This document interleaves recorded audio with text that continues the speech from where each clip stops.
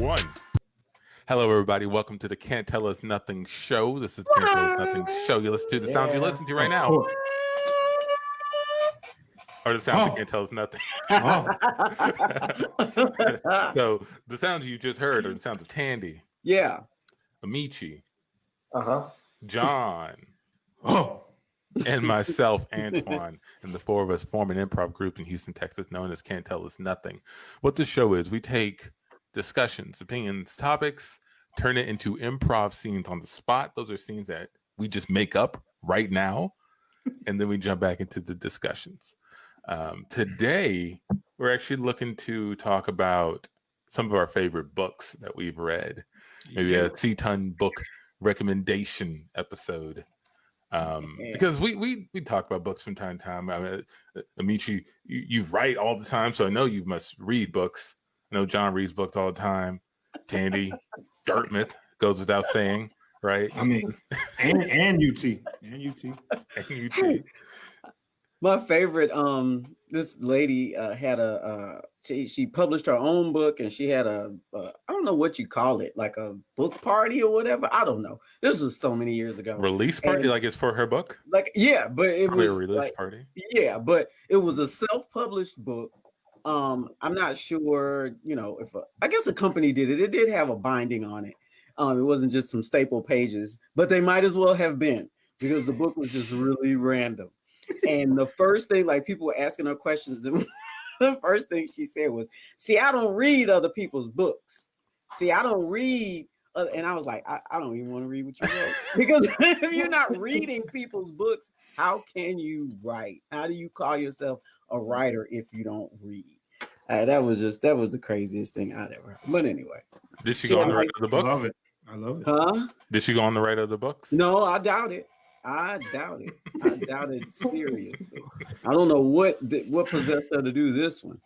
So was the book thrown together in just a random, like, stream of consciousness? Like, did she have a framework or a format? See, it's a book about a man who was henpicked.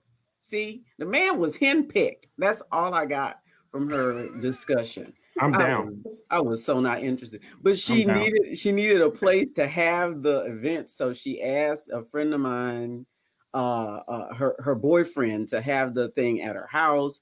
It was so many, like, steps to it, and then she needed a ride back home after the event. There were just so many pieces at play that led me to feel that, come on, what are we doing here? What's happening? I don't know. Yeah, I remember. I never really understood until my adult years how possibly low the barrier is for writing a book. And I had a friend, not to put him on blast, but it still boggles my mind.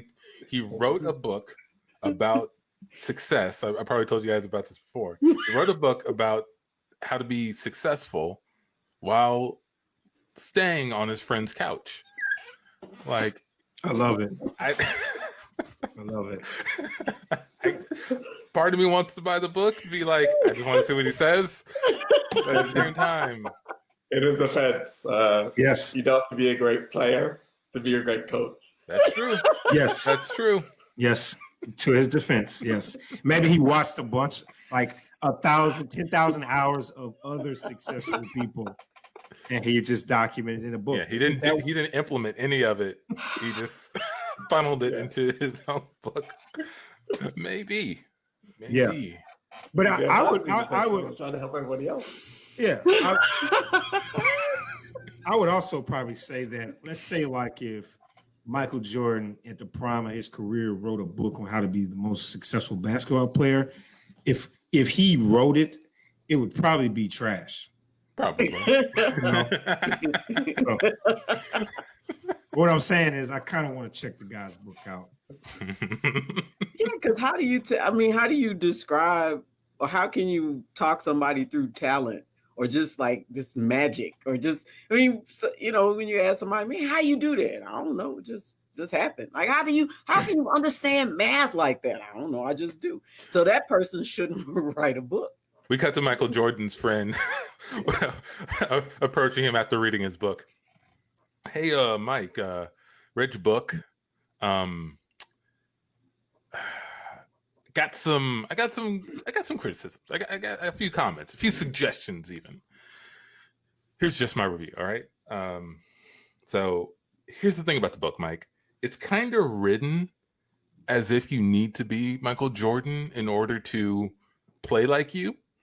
In the first chapter, you say by high school you should be over 6 feet tall. Like, that's not an instruction you can give someone. It's just a thing they have to be. That's in their genetics. You see what I'm saying, Mike? I mean, I think I understand. Matter of fact, I understand what you're trying to say. You know, let me ask you this: have you been on any losing teams in your career? Sure. Yeah, I think everybody has. What I don't think this book is for you. This book is only for people who are in the road, in the journey to become the greatest basketball player of all time. So far, I am the only one to have achieved that. So my road seems to work. Yeah, see, that's the thing. And by chapter 3, you talk about already having your first championship. This is chapter 3 of your instructional book, Mike. Like, people don't have championship rings and trophies at this point. They're still learning. These are for kids and teenagers.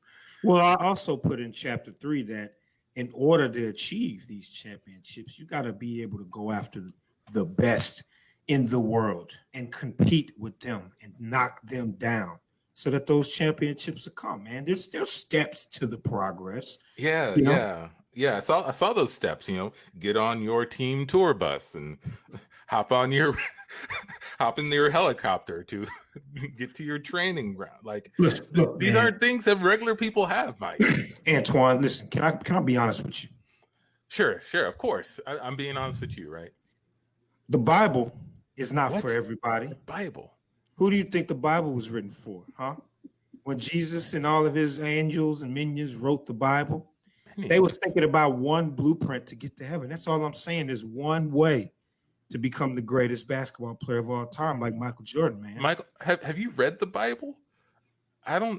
Jesus didn't write the Bible. I didn't have to read the Bible. I have paid pastors that come and do give me prayer before I go out and play basketball, man. We cut to Jesus and his disciple Paul.